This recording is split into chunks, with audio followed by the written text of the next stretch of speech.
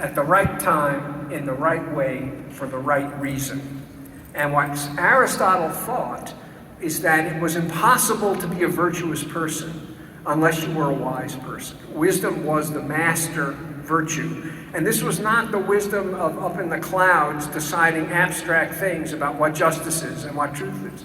This was the wisdom of how do I talk to this person who I think is doing something that is self-injurious to get this person to change course. How do I talk to a friend who similarly I think is about to make a mistake? How do I show appreciation to the kindness that a friend has given me?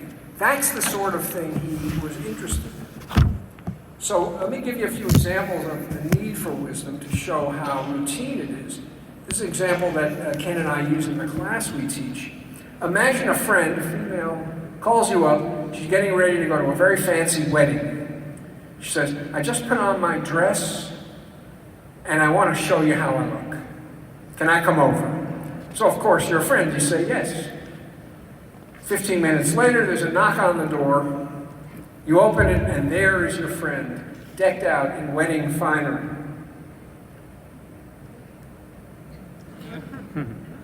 She does a pirouette and she asks, how do I look? And what you think is not so good. And the question is, what do you say?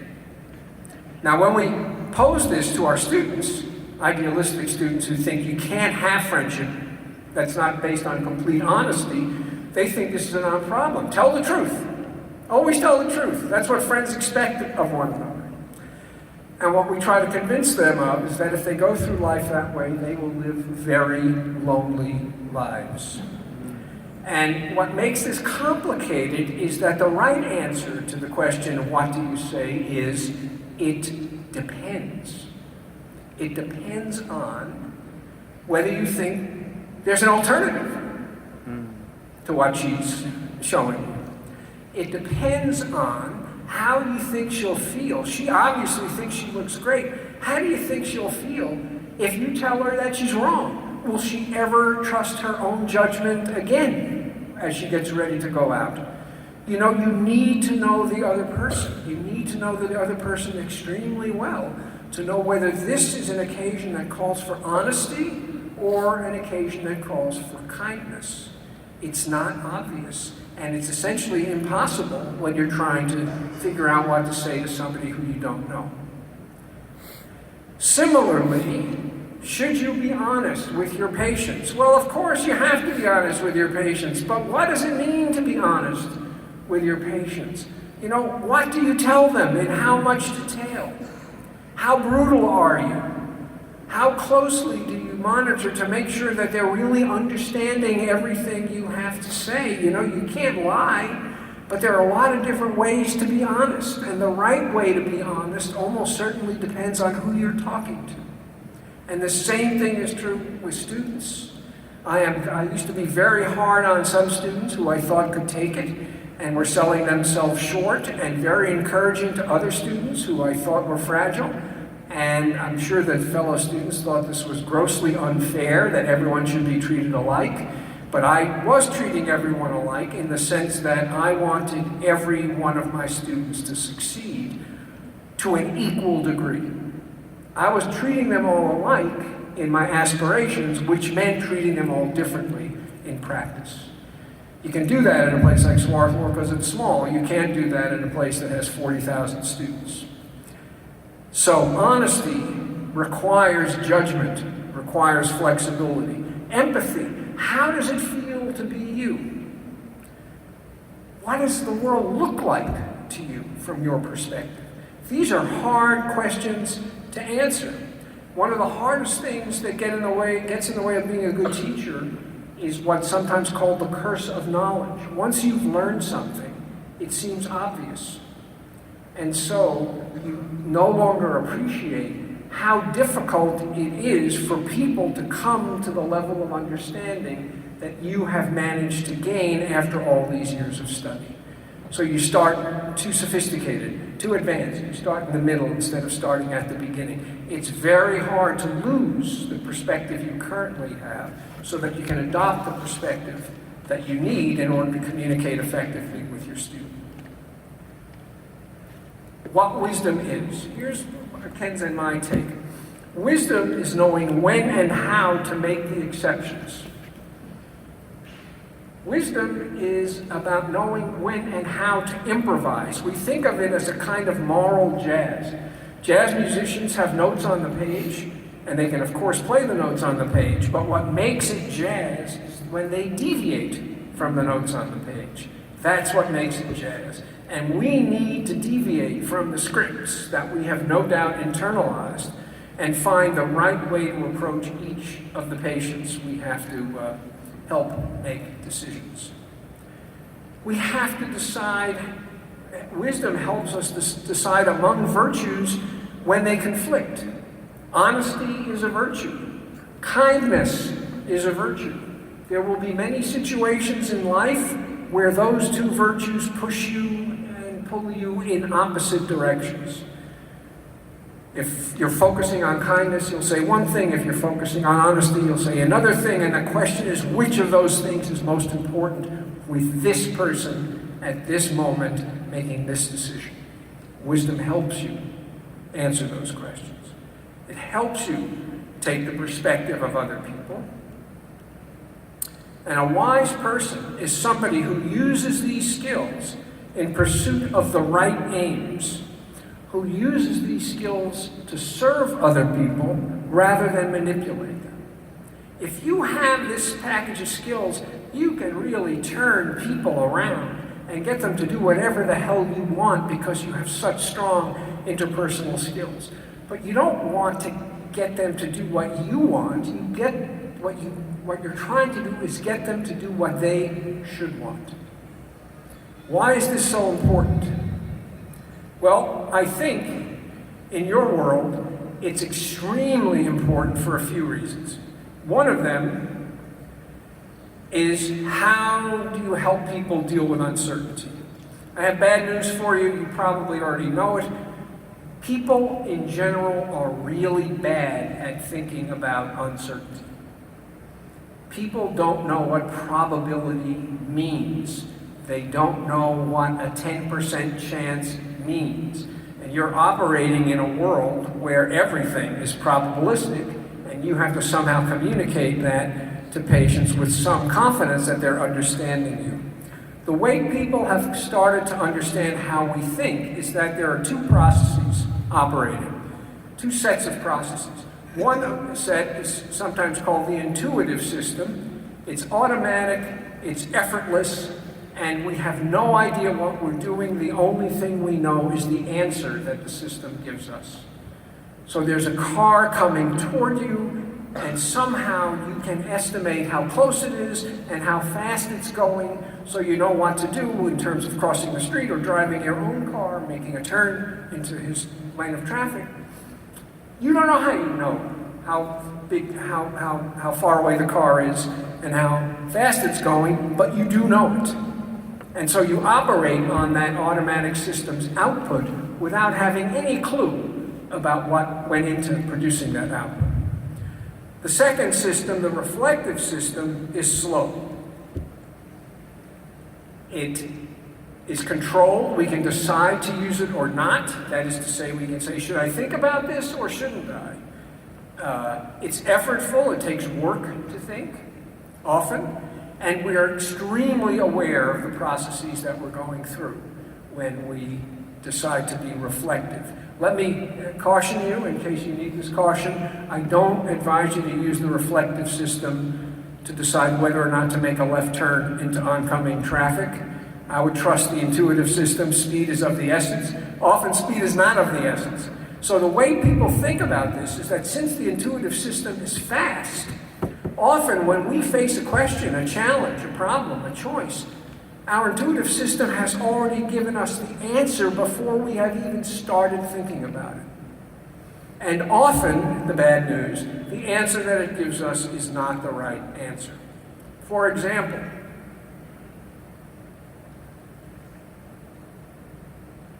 when it comes to thinking about uncertainty, the reflective system will calculate probabilities. The intuitive system, what does it do?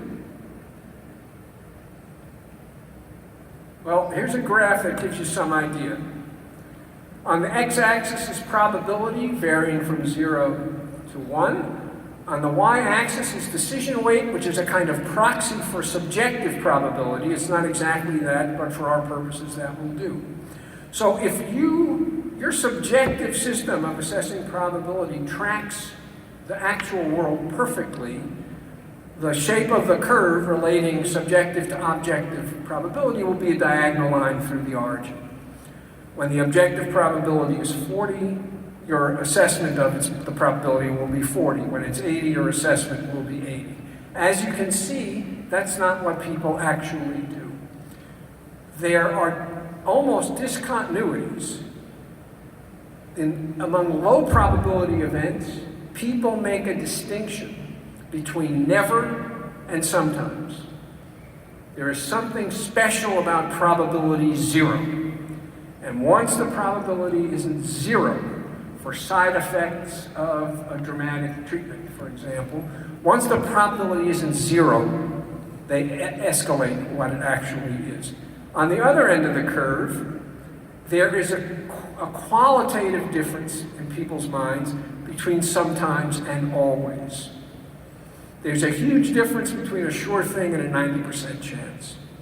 So, as you can see, the slope of the actual curve is very steep near 0 and 1, and pretty flat in the rest of its range. Which means that people are not going to be all that sensitive to a difference between a 40% chance and a 50% chance. They're basically going to be two versions of the same thing. And here's what makes it worse, given the kind of work you people do. The more salient, the more vivid the thing people are trying to estimate the probability of, the flatter the middle portion of that curve becomes. When you're trying to assess what your rate of return on an investment is, you come pretty close to objectively correct.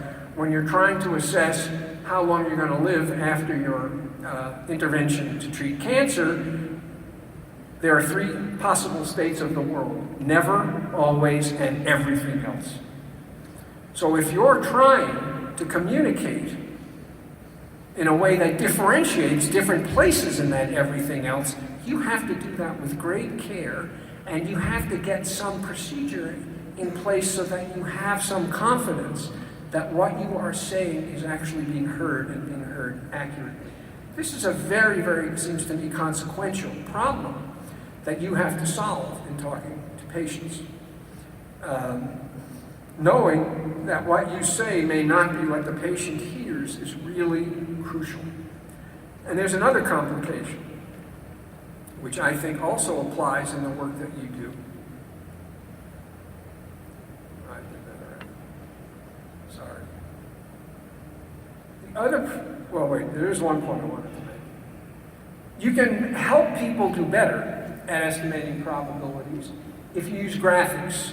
Some of you may already know this. You show them a chart, and they are better able to understand. Bar charts are pretty good. Bar charts that are composed of stick figures are pretty good. It helps give them the sense that there is a difference between 40% and 50%. And people do better if you present information in terms of frequencies rather than probabilities. 10 people in 100 is better than 10% if you are really trying to communicate the risk that's associated with the procedure that you're recommending. So there's another complication, and that is sometimes we can't even assess probability. Daniel Ellsberg did a famous study years ago before he became the releaser of the Pentagon Papers, if any of you are old enough to remember that. So consider the urn on the left. There are 50 red balls and 50 blue balls. You close your eyes, you reach in. If you pick out a red ball, you win $10. Otherwise, you win nothing. What are the odds that you're going to win? 50-50. So if you kept on playing this game, you would expect that on average you'd win $5 every time you played. Sometimes 10, sometimes nothing. Now look at the urn on the right. It has 100 balls, red and white. You reach in, you pick out a ball. If you pick out a red one, you win $10, otherwise nothing. What are the odds that you're going to win? The answer is you have no damn idea. Because you don't know whether that urn on the right has all red balls or no red balls or something in between. In other words, the ball on the right captures a world that you might call radically uncertain. Not only can we not be certain what's going to happen, we can't even attach probabilities to outcomes.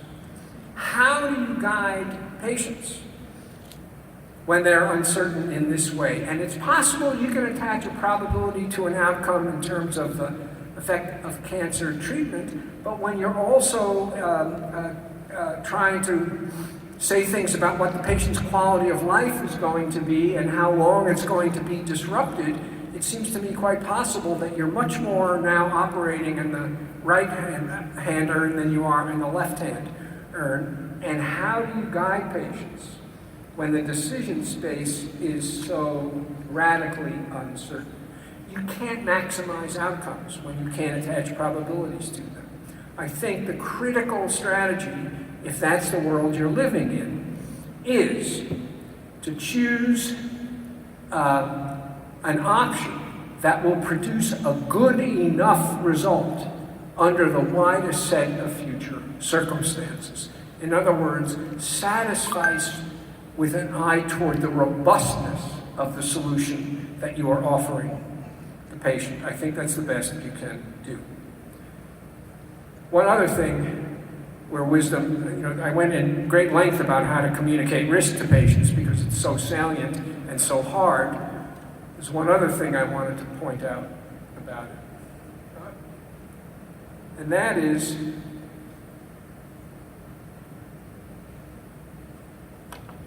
there's a difference, in my mind, between what it takes to cure acute disease and what it takes to manage chronic disease. And the difference in my mind is that managing chronic disease almost always requires cooperation from the patient. The patient has to change the way he or she lives, change diet, change exercise, lose weight, you name it. All kinds, stop smoking, all kinds of demands you make. I've done everything I can, now you just have to live differently in order for the treatment that we've given you to actually last and make you healthy.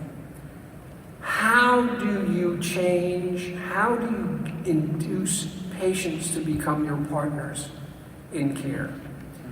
And here, I think, is where knowing the patient personally, what person-centered treatment care amounts to, really comes to the fore. Because what it takes to make the patient a partner is a wise and deep understanding of that particular person, where that person comes from, what that person's culture says about illness and about you, what the most effective way is for you to crack into that worldview and be heard for what you're actually trying to say.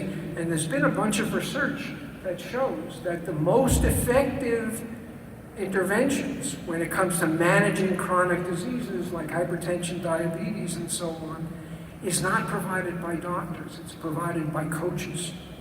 Coaches who know almost nothing about medicine and know almost everything about the patients that they're talking to. It's asking a lot of doctors, especially if you're treating a diverse set of people. It's asking a lot both to know all the technical stuff you need to know and also to know the patients. And it may be that the best way to do that is to divide the task and have on staff people who can immerse themselves in patients' lives and in that way make patients partners. We don't train much of that in medical school as far as I know. And I think the problem is that, sorry, no time for this. The problem is the way we do train, giving a set of scripts for people to follow, a set of rules to follow, is that we're creating cooks. But at least some of the time, what we need is not cooks, but chefs. We need people who can improvise to find the right solution to the particular problem in front of us. and encouraging, nurturing wisdom and allowing it to be practiced is the best way to turn healthcare providers from being cooks into being chefs. Okay, last slide. The last point I want to make is that good work is wise work. And the reason good work is wise work is that good work almost always involves interacting with other people in a way that enables you to be effective with them, to help them make the decisions they need to make, to help them understand what condition they're in. And it takes wisdom to be able to have those interactions with other people. It also takes time, and I suspect that most of you feel like you don't have enough time to really immerse yourself in the life of each patient. And here's the thing. Wisdom makes people happy. Wisdom makes people happy because it promotes good relations with other people, which is the single most important thing in our lives, and because it enables us to do work that feels like it's good work and meaningful work that really makes a difference. And so, if we can find a way to cultivate and nurture and give permission to people to use wise judgment, we will be creating a much, much happier workforce than the one that we currently have. Thank you very much.